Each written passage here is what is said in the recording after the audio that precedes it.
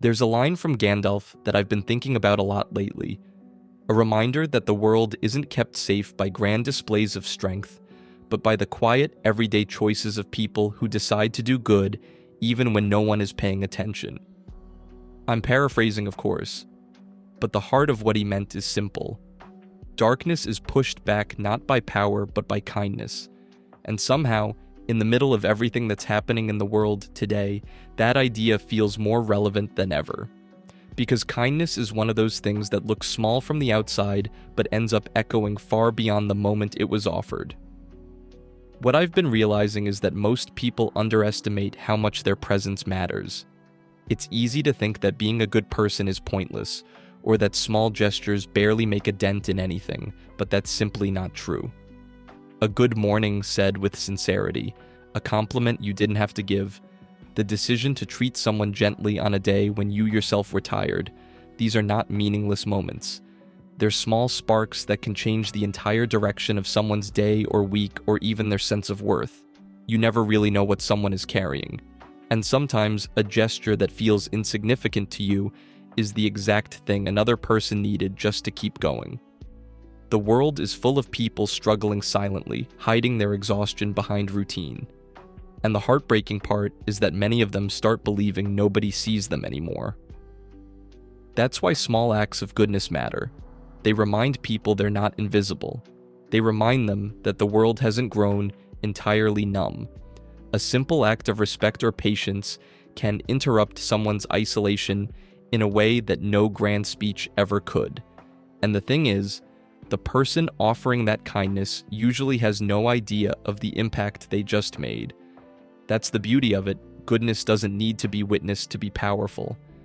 When I look back at the moments that helped me the most, they were almost never dramatic or memorable in a cinematic sense. They were quiet, somebody holding a door a little longer than necessary, someone speaking to me with understanding instead of irritation, someone noticing something small I did right when I felt like I wasn't doing anything right at all. Those moments didn't fix everything, but they shifted something in me just enough to make the next step feel possible, and that's the story almost everyone carries. The things that kept them afloat weren't big gestures. They were the small ones that showed up at the right time. That's why I believe being a good person is worth it, even when it feels unnoticed. Kindness has a strange way of circulating. It reaches people you'll never meet. It creates a chain you don't get to see. And even when it doesn't come back to you directly, it comes back to the world in ways that matter. Gandalf wasn't talking about fantasy when he said that the simple acts of ordinary folk keep the darkness at bay. He was talking about us, about the quiet, consistent choices that make life a little lighter for the people around us. When people talk about The Lord of the Rings, they often focus on the battles, the journey, the sheer scale of the story. But at its core, the entire narrative is deeply shaped by Christian ideas of humility, mercy, sacrifice, and the quiet strength that comes from choosing goodness even when it costs you something. Tolkien never wrote a sermon, but he understood something fundamental about the human heart, that the way we treat others changes who we become. And when I think about that, it becomes clear that doing good isn't just something you offer to the world. It's something that reshapes you from within.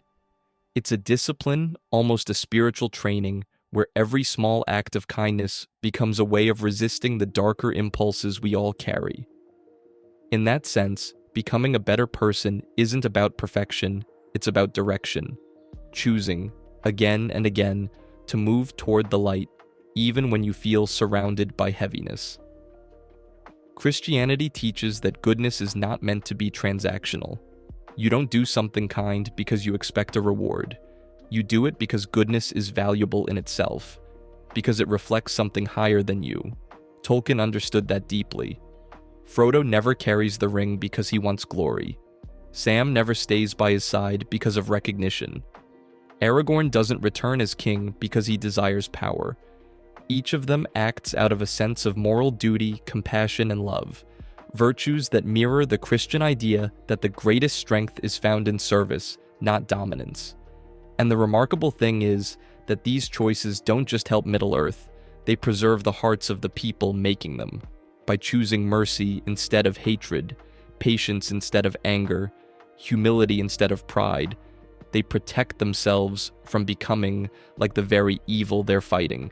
And that's where this story intersects with everyday life. When you decide to do the right thing, not to look good, not to be praised, but simply because it is right, something in you becomes steadier. You stop being tossed around by every negative emotion. Anger loses its grip. Bitterness has less space to grow. You build an inner foundation strong enough to face adversity without collapsing under it. It's not that life suddenly becomes easy, but your heart becomes less vulnerable to the things that once consumed you. Christianity calls this transformation the fruit of a life built on love, patience, kindness, and self-control. Tolkien simply showed it through characters who kept going, quietly, faithfully, even when no one else believed they could. The truth is, focusing on goodness saves you in ways you don't notice at first. It pulls you out of your own head. It keeps resentment from taking root. It gives your days a purpose bigger than your fears. When you choose to be kind instead of sarcastic, patient instead of irritated, generous instead of selfish, you're not just improving someone else's day. You're shaping your soul into something stronger and calmer. You're breaking the cycle of negativity inside you before it becomes something much harder to control. And that might be one of the most powerful lessons hidden inside Tolkien's world. The light you give to others is the same light that keeps you from losing yourself. In the end, becoming a better person isn't about pretending to be perfect. It's about refusing to let the darker parts of life decide who you are. It's choosing, like Frodo carrying a burden he never asked for, to keep moving. It's choosing, like Sam, to love fiercely. It's choosing, like Aragorn, to lead with humility. Christianity and Tolkien meet at this exact point. Both remind us that goodness is not a performance, it's a daily choice. And if you hold on to that, if you make a habit of doing good for its own sake, you'll notice something beautiful happening. The world around you won't be the only thing getting brighter. You will too. When we talk about kindness, we're not talking about a soft ideal or a poetic escape from reality. We're talking about something deeply practical, something that shapes the way we move through the world, especially when life feels directionless or overwhelming. In the previous chapters, we talked about isolation, the difficulty men face in forming bonds, and the silent responsibility that comes with carrying emotional weight. Kindness enters this picture not as decoration, but as structure, a discipline. This isn't a new idea. Aristotle argued that true happiness, eudaimonia, comes from living in accordance with virtue. And for him, virtue wasn't about grand gestures or saint-like purity. It was about habits, actions repeated until they form character. In his view, being good isn't something you declare, it's something you train. Just like you train strength or resilience, you act well consistently, and slowly you become someone capable of deeper, more stable forms of happiness. Other philosophers saw this too. The Stoics, especially Marcus Aurelius, believed that acting with justice and goodness was essential to living a life that felt internally coherent, one where your actions didn't contradict what you claimed to value. For them, kindness wasn't weakness, it was alignment. It was making sure your behavior matched the person you were trying to become. And Immanuel Kant, even with his strict rationalism, held that treating others as ends in themselves, never merely as means, was the foundation of moral life. For him, goodness wasn't optional. It was a duty we owe both to others and to ourselves, because failing to act with goodness diminishes our own dignity. Across these different traditions, one idea repeats: being good isn't about being liked, it's about being whole. In real life, this matters in ways that are painfully concrete. When you choose kindness, not passivity, not people-pleasing, but mature, grounded kindness, you make it easier to maintain friendships, to communicate honestly, to avoid cycles of resentment, to stay connected, even when everything in you wants to shut down. It doesn't solve loneliness instantly, and it doesn't guarantee that people will treat you well, but it stabilizes you. It gives you a way to act that doesn't depend on how chaotic your circumstances are.